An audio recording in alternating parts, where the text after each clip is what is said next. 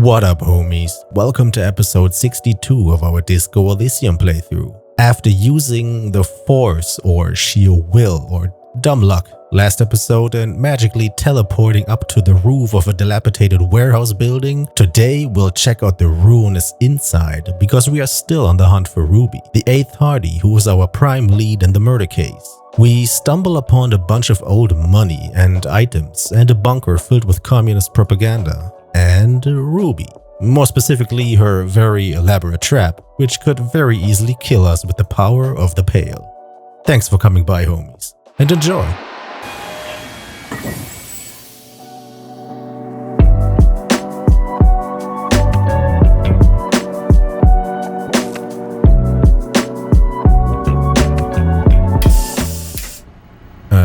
Time to get this out again.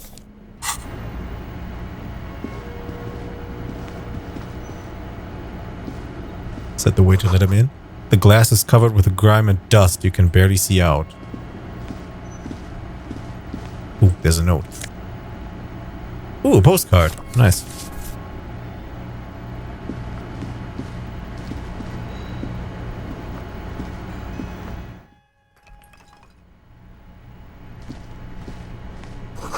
This collapse nearly sealed the basement. One can barely squeeze by. Antiquated office furniture, brought down and forgotten so long ago. This overturned table is covered in orange mildew, crawling with something. Old file folders in the car, documents silvery with mold.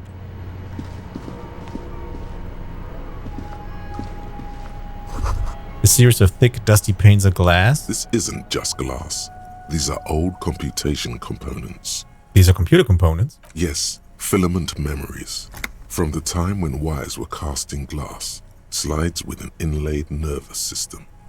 How'd they do that and why? The how was a closely guarded secret.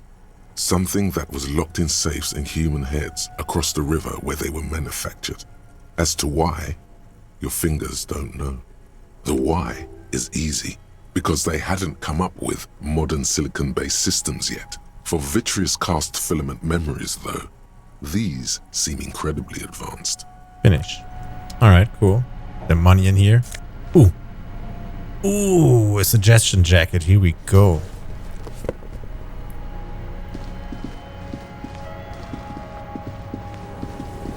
Okay, that's where Kim is at. I guess I should let him in, huh? Two rusty metal plates that slide apart form a crude door. It's been here under the boardwalk for a while. Who's there? What do you mean, who's there? It's me, Kim. Stop playing around and help me get the door open. Push it open.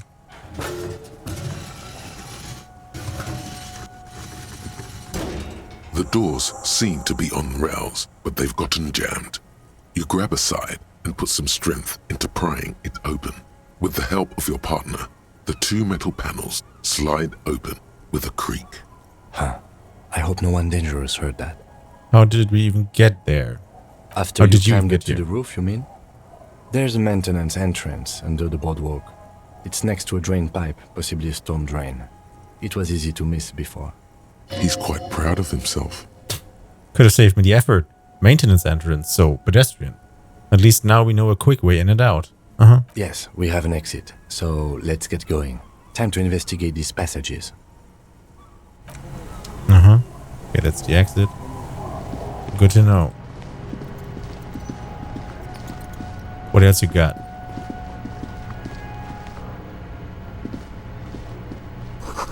In the beam of the flashlight, a crevice in the wall. Cool, nice flashlight.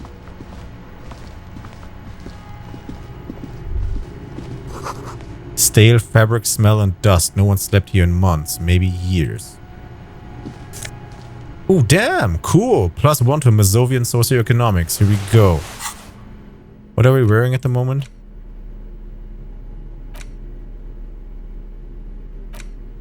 Anushanka with the Mazovian logo. A pair of deer antlers on its silvery white front. Your ears feel cuddled and cared for by the state.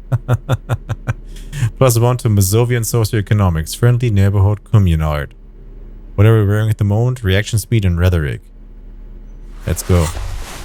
This hat is so soft, so warm. It wraps around your head, and your mind tingles with all manner of socio-economic theory. This is an Ushanka, right? Pet the hat. Kraz Mazov would have worn this Yushenka. Mazov knew where to cook those thoughts. That's why it bears a Mazovian logo. Glory to the revolution, comrade. Whether you like it or not, wearing this hat has made you more communist. Nice.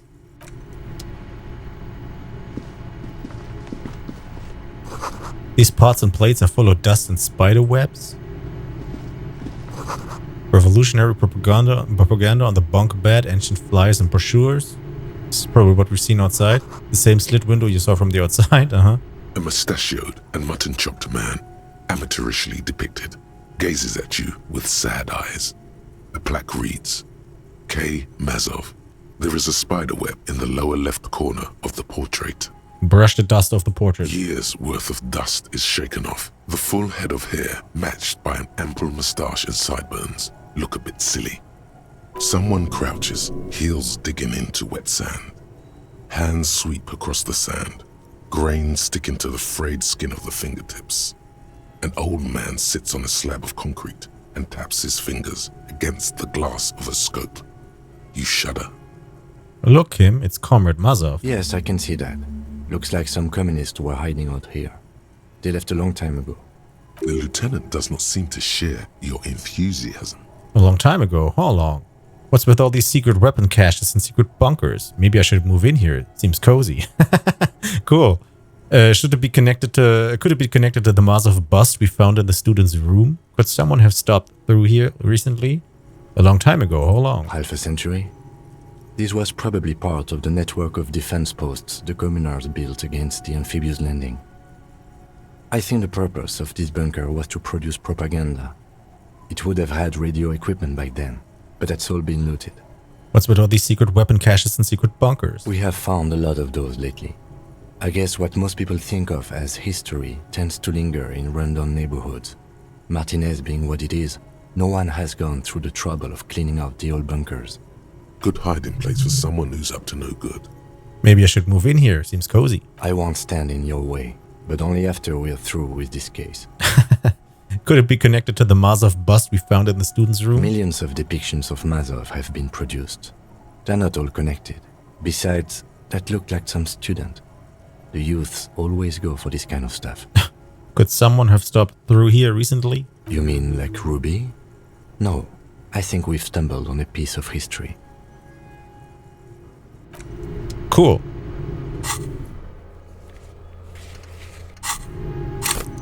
And we got a skill point. Did we have a thought? Yeah, here, this bankruptcy sequence. A sequence. 5 hours. -1 empathy. See, I always feel like minus empathy is not a good idea because we always have to talk to people and we probably have to use a bunch of empathy when we talk to Ruby. But I still want to check out this thought. Huh.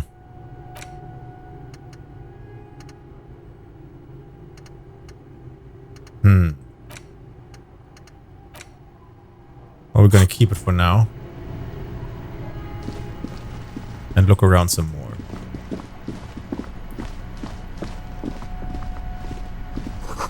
Boot prints in the sand. One of the soles appears more worn than the other. Oh damn, we've seen that before. Ooh, this is the footprints. I want to go somewhere else. Ooh. There's something in the air. An unnatural buzzing. The tunnel collapsed. You'll have to find another way around. Ooh, there's stuff there. Some oil drums. Can't tell if you've seen them. My camera might have been in the way. It's getting louder, the buzzing sound. There it is again, like a swarm of hornets buzzing under your scalp. A strange tingling you can almost smell. Lieutenant, do you feel something? No. What do you mean? A pain, a strange tingling, a ghost. Nothing, it's just my mind playing tricks. A pain, a strange tingling. I don't feel it, but we should still be careful. There were footprints back there, and I'm pretty sure they were fresh. Hold on, you really don't feel anything. I saw them too. Footprints with the right sole worn smooth. Looks like our suspect. If she's in here, we need to plan our next step carefully. What do you mean? Once we detain a credible suspect, who knows what the Union and the Wild Pines will do? We'll set in motion events we have no control over. You will upset the balance of power in Martinaise. The deadlock between the company and the Union will destabilize. Keep calm. Go over the whole situation in detail. We found out Everard's plan to take the harbor. Maybe we should tell Joyce about it? Do you think whatever happens will affect our cryptozoologists? How bad do you think things could get? What do you think is waiting for us there? How bad do you think things could get? Well, we are not responsible for what we can't predict, are we? I don't think the entire city will be razed to the ground. He smiled in the dark. Let's try not to worry, he thinks. If you can't predict it, there's nothing you could have done. We found out Everard's plan to take the harbor. I mean, I'm not going to tell her, but... I leave that to your judgment. You already know what I think about cross-pollinating information like this. It's dangerous, but... He just can't be sure. Maybe it will yield something useful. Do you think the cryptozoologist will be fine? You mean Morel? I don't see how cryptozoology and the murder investigation are connected. But the situation in the city will get tense for everyone. If it gets that tense, the amateur zoologists might not be able to do their job. What do you think is waiting for us there? I think I see a cavern. Maybe more cellars?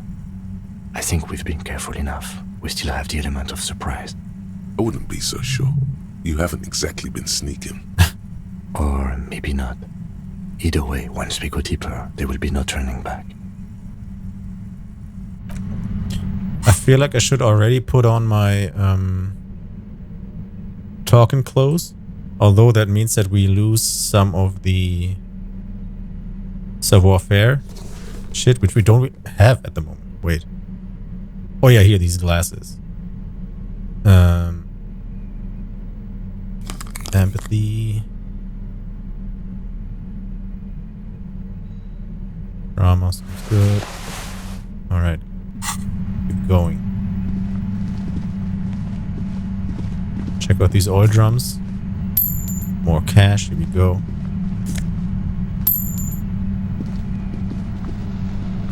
A concrete pipe buried in sand and dust. It feels strange. Suddenly, your entire body is paralyzed. Aggressive white noise fills your skull. A strange pain, like you've never felt before. Through the static, you hear a woman's voice. It's like 1,000 radio stations are being blasted into your head all at once. But her words are the only ones you can make out. I know you're feeling pretty uncomfortable right now. Don't move too much or fight it. That'll just make it worse. Says the shadowy figure by the machine. Can't say it's a pleasure, officer. I was really hoping not to make your acquaintance. But here we are. The voice coming through the whirlwind of pain is not malicious. She doesn't want to hurt you, but she has to. Doesn't wish to hurt you, not according to your ear canals. Wait, no, not even your ear canals. This is going directly into your neural pathways. Cover your ears, don't cover them. I feel like not covering them, actually. That's an awful decision. Okay. Why would you not want to shield yourself from it? It's an entirely new type of experience. Way worse than all the previous ones. Don't focus on the pain. Focus on doing your job. Tell her she's under arrest. What? Yell through the static, you're under arrest. What's happening to me? Are you gonna kill me too? Help him. Help Kim, help. My brain's on fire. Are you gonna kill me too? Just accuse her and maybe she can tell me that she didn't do it, because I'm not gonna tell her you're under arrest. Let's go with what's happening to me first. I'm using a pale latitude compressor. Ooh, damn. You and your partner have been caught in its field. So this is what the pale is like, huh? The explosion of static you're hearing. It's the ULAN frequency. Blasted from that pale emitter that Angus mentioned.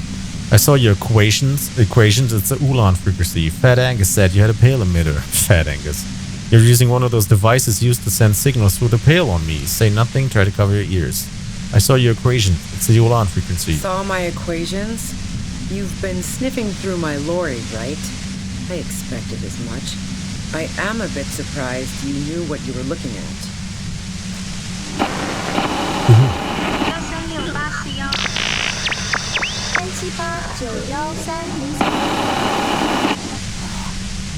Was it Japanese right now? Sounded like Japanese. You should probably check on Kim. That's what good partners do. Look back at Kim. Right behind you, officer. Eyes closed, the lieutenant is doubled over. He's still alive and breathing. A pale latitude compressor is used to sort of make the pale more manageable. With a lot of these, you can force a radio signal grid on the pale, literally crunch the distance across it. Damn. Signals are relayed across a series of repeater stations fixed to buoys. Not a fun job manning those stations. All alone out there in the pale, people lose their minds in just a few years. So, what we are experiencing is a concentration of radio waves. He gestures towards something with a great effort. Precisely. This is an industrial strength paraboloid. It's meant for forcing dimensions on something that doesn't have them. Needless to say, the frequencies used are out of this world. At the upper limit is the large prime number generator station. It's used specifically for pale latitude compression. That's why you may be hearing some numbers. But you might also hear, or think you're hearing, local radio chatter. She's been holed up in here for a while with no one to talk to.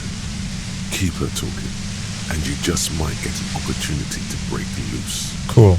How do you get your hands on this thing? Will I stay like this forever? Have you experienced the compressor yourself? This is all great, but let's talk about the man who was killed. Please turn it off, I can't take it anymore. How did you get your hands on this thing? I built it myself. Cool. She nods towards her torture device. That's illegal. I'm guessing it's patented. But we are beyond that, aren't we? What the fuck? Oh yeah, way beyond. She studies her death ray and the law officials trapped in it. Will I stay like this forever? Have you experienced this yourself? Yeah, I stuck my head in there before using it on you. It seemed like the ethical thing to do. Can't say that I enjoyed it. The field was weaker, but I can imagine what you're going through. Will I stay like this forever? No. Once I shut down the compressor, the pain will end. It may take a few minutes for you to steady yourself, though. It's a bit like waking out of a very confusing dream.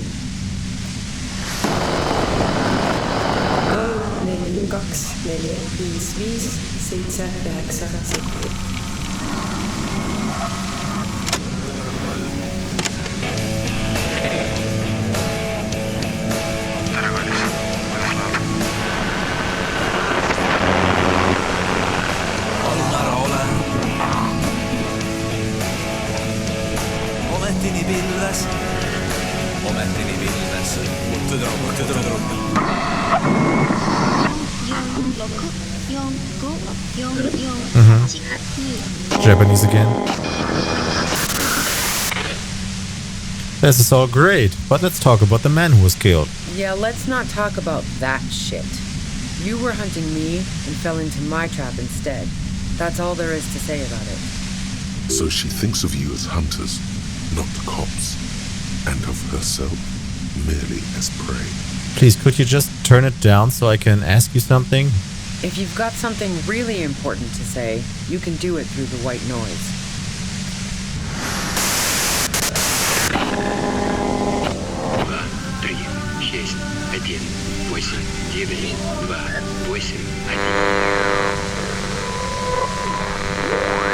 You're looking for a deal on mattress.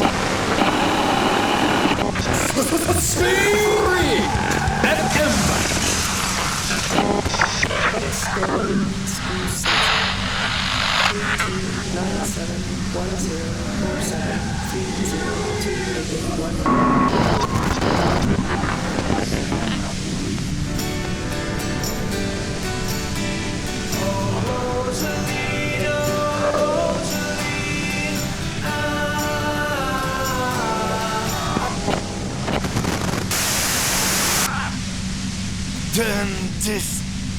The lieutenant clutches his head, grimacing. God damn it.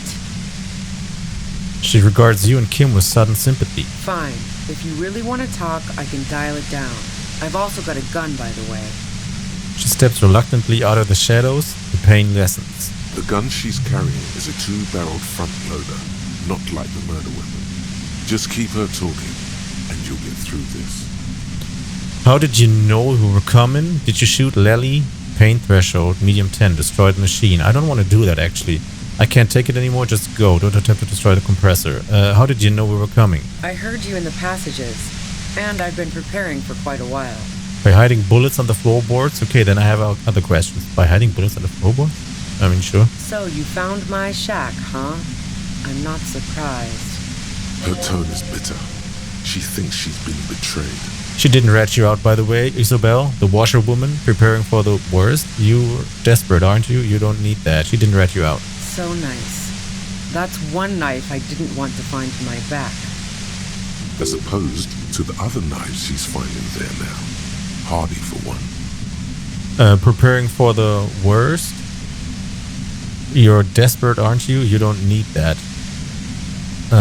Is she talking about her gun? Is this what we're referencing?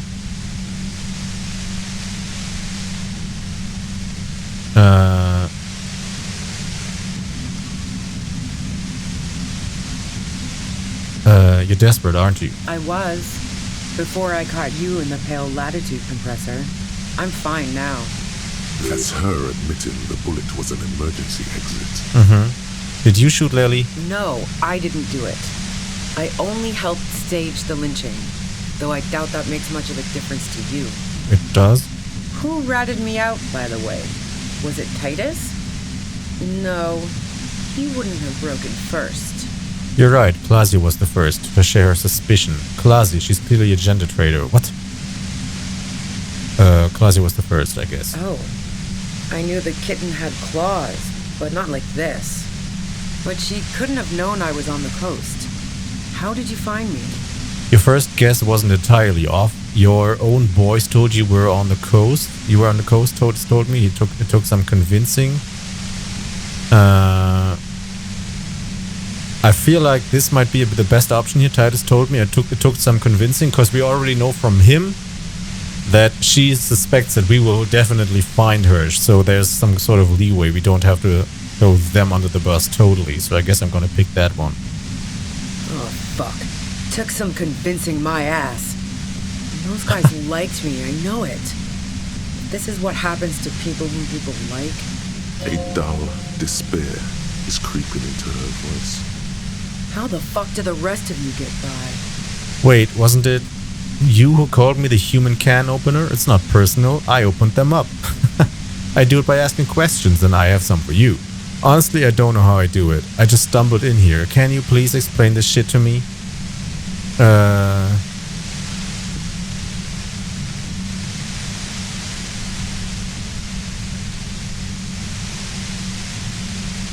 I'm kind of tempted to do this.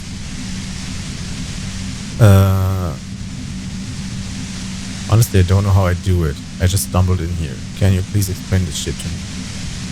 Sure. What shit? I told you I didn't do it. Sounds pretty simple to me. A strong moral compass. She still wants the opportunity to make a case for herself. Would you say that Lely was a likable person? Do you have an alibi for when Lely was shot? You have a gun. You're running drugs for the Union. You're running drugs for the Union. I've been through your lorry. Okay, let's take a step back. Would you say he is a likable person? I didn't like him. Hardened mercenaries aren't particularly likable types. You don't feel sympathy for mercs? It's hard work. Did you feel protective of the Union? I have other questions. The Union? Yeah, sure. And I didn't like Wild Pines sending in those foreign hirelings. Me and a fuck ton of other people around here. I hate to be the bearer of bad tidings, but I don't think she's perjuring herself. She didn't hate him, okay? I have other questions. I'm listening. You have an alibi. Man, I was with the boys the whole night. I hope they at least bothered to impress that upon you. They were. There were 10 minutes they couldn't account for. They did say you left to take a really long leak, 15 minutes. There was half an hour missing. You went out. No, he said 5 minutes. So we're gonna go with the 10-minute option. You mean the length of a toilet break? That wouldn't even have been enough time. I know. No one takes a 15-minute leak. Look, fuck you, man. I might also have stopped by the bar. She speaketh truth. You have a gun, you're running drugs for the Union up into your lorry? I mean... I don't want to push these, because, you know, yeah, she has a gun, but it's not the murder weapon, we still don't suspect her, and she's running drugs for the Union. Yeah, we know why that happened, so let's take a step back. Yeah? Where? More questions before doing anything. What happened Sunday night? Tell me your version. Who killed the Merc if it wasn't you? If you didn't kill him, why hide? Who killed the Merc if it wasn't you? How should I know? As I keep saying, he already had a bullet in his head when I got to him, and there hasn't been any useful gossip over the radio. Those rings around her eyes, her tired voice. She's been staying up late, listening in on the conversations crisscrossing Martinez. Police radio? You've been following the case? Who hasn't? You know, I can still see him there, in Claus's room, lying on his side. He was still warm, but the bluish light coming through the broken window made him look as though he'd been dead for a good long while. What happened? Tell me your version. She eyes you warily, as though gauging your sincerity. It's okay. We just want to... He struggles to finish the sentence. All right, don't kill yourself over it. I was shooting the shit with Hardy and the boys over a few beers, like always. Then Klasia comes in, all pale and shuddering. She sits down with a drink, trying to steady her nerves. So I grab a seat next to her. Wait, did she also seem high to you, Klasia? Did you said you knew something was wrong immediately? And what did she say? Second one? No, I really didn't. She's not that easy to read. I just assumed she'd done too much blow. It wouldn't be a first for her. But no such luck. She was in some deep shit. She asked me to come upstairs. The Merc she'd been going with was lying on the bedroom floor, dead. I knew she couldn't get the authorities involved, so yeah. You made it look like he'd been hanged. How did you manage to come up with a plan so quickly? It's pretty weird that you came up with this plan right on the spot. No first one? What? No. Faking a lynching was her idea. Her idea? Yeah, in cold blood. It really surprised me how quickly she was able to get a hold of herself once we got up there. It was like she was another person. The party girl was gone. Oh no. She did say she's a spy or used to work as a spy. Did we get fooled? She asked me to help her drag him into the shower so she could wind the shower head around his neck to fake lividity. Then she dressed him while I went to get the Hardy Boys. Klasia knew exactly what she was doing. You can't remain calm under pressure otherwise. She lied to you about that, too. Showerhead. Resourceful. That's bad. That should be so calm. I don't believe you. Resourceful. Yeah. I wasn't sure whether to admire her or be disturbed.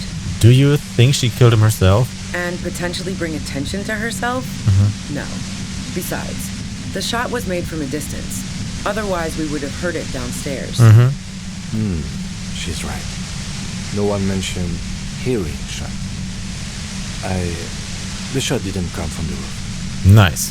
We should have factored this in. Damn it. Yeah, I actually never thought about that. Cool. But even if this is true, weren't you worried this lynching might lead to... War? The thought crossed my mind. But the mercenary's death was going to have repercussions either way. Although the way things are going... She doesn't want to talk about this, but not because she has something to hide. She doesn't want the guilt. Fuck it. I'm not responsible for these people after what they did to me. You didn't kill him, why hide? I saw you roll into town. I wasn't about to stick around for questioning by a goddamn La Puta Madre agent. What? What do you mean, La Puta Madre agent? Yes, you. Everyone says you're his peon, his human can opener. What the fuck? Through the sudden sharp pain in your head, you hear the lieutenant mumble something to himself. Fucking hell. And Why me? You hear through the white noise. Oh damn. Who's everyone? How do you know this? Bullshit, you're trying to Vince grotesquely throw me off. No one says that. Who's everyone? How did you know this? Everyone in Jamrock. The cops, the criminals. Why do you think I'm holed up in here with a goddamn death ray waiting for you? If she knows that about you, she must know your real name too. Tell me what's my name. If you know that about me, you must know my name. Fuck yeah, I'm a La Puta Madre agent. You better let me go. La Puta Madre? I've heard of La Puta Madre. He's dangerous, right? First one. Harry Dubois. One corrupt motherfucker with the disco pants and a funny tie. Agent to La Puta Madre. Oh god. So she knows your name. That doesn't mean you're on the tape. Criminals make up bogeyman stories about cops all the time. La Puta Madre. I've heard of La Puta Madre. He's dangerous, right? Is that a joke or a threat? I'm guessing both. No, that was a real question. I'm sorry. I know I'm supposed to know all about this, but I lost my memory recently. Yes, of course. Are you scared yet? Second one. Yeah, sure. She doesn't believe you. Why do I have all this drama leveled up if I can't tell her that and she believes me? I'm sure La Puta Madre himself will explain it all to you soon enough. What did you do to this Madre anyway? You know what I did. I fucked him over. And now I have Harry Can Opener in my lair. Fucking Titus. She's not going to change her mind that easily. She still perceives you as a threat. Wait, one thing. Possibly small, but she said you rolled into town. Was that you singular or plural? No. She might know something. When I came into town, was there anyone with me? Do you know about the bunker next door? Ooh, cool. When I came into town, was there anyone with me? Yeah, you had your death squad with you. What happened to them anyway? I don't know what happened to them. Who was in this squad? Well, it wasn't this scrawny dude. You had 2 guys and a lady. The guys looked pretty buff. Lady wasn't bad either. We know of one guy and the lady that are waiting down there in the whirling in rags. What else can you tell me? That's all. Thank you. What else can you tell me? One of the guys seemed chipper, a blonde. The other had a brooding something or other about him. And the woman was the only one in uniform. All were carrying. That sound about right? Satellite Officer Vicmere looks out of the window grimly, then puts his coffee down and turns to Patrol Officer Minot. We could either take a room here in the whirling or go home for today. Let's go home, Jean. Nothing's going to happen today, she responds quietly. Jean takes his blonde wig off. Call Heidelstein. He can give us a ride. Cool. I think I know them. They're in Martinez. Yeah, that's right. I was just testing you. They're right outside with guns. No, that doesn't ring any bells. First one. Friction, lock, set. Don't leave me here! Please leave! Fantastic. I've got to get on the road. Then you can go find your friends. Unless you have anything pressing to ask me. Do you know about the bunker next door? What bunker?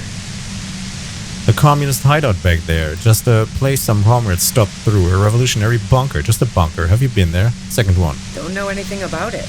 No one's been around since I set up camp. But I'm sure I'm not the first vagabond to... The voice turns off into white noise in your head. It feels like an aneurysm approaching. Oh fuck. One more healing, then it's done. I'm not gonna try to destroy this, I'm just gonna keep going. I can't take it anymore, just go. Don't attempt to destroy the compressor. Glad to have been of assistance. Best of luck to you, officers. Wait. Revishal's a bitch. I can't talk to her anymore? The woman runs past you and disappears into the darkness of the tunnel. Huh, weird.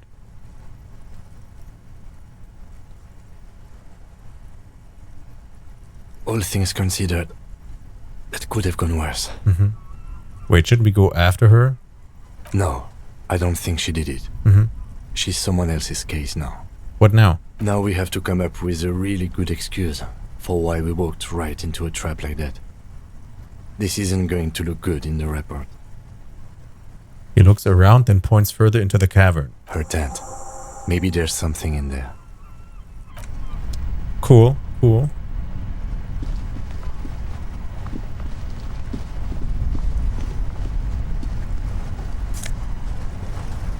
Duroamine, +3 health. Cooking utensils. She has prepared herself porridge with bananas. And $8.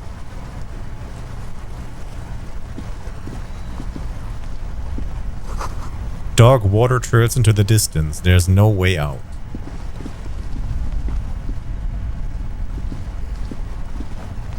The plain red tent stands by dispassionately. We look inside. The tent looks old but well maintained. In the darkness of the tent, a rolled up sleeping bag, cooking utensils, some books, and a kerosene lamp. It reeks of cigarettes. Shine your flashlight into on the books. Assorted soft covers, mostly pulp horror.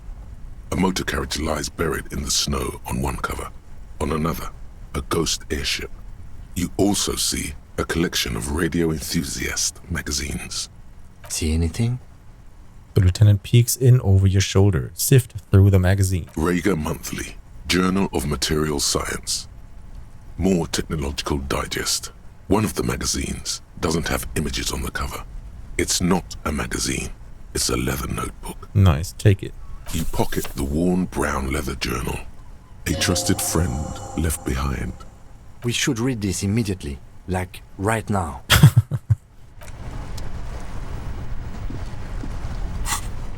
Alright. You found Ruby's journal. Read it. See interactive. And here it is. And we're gonna do that next episode. See you around, homies.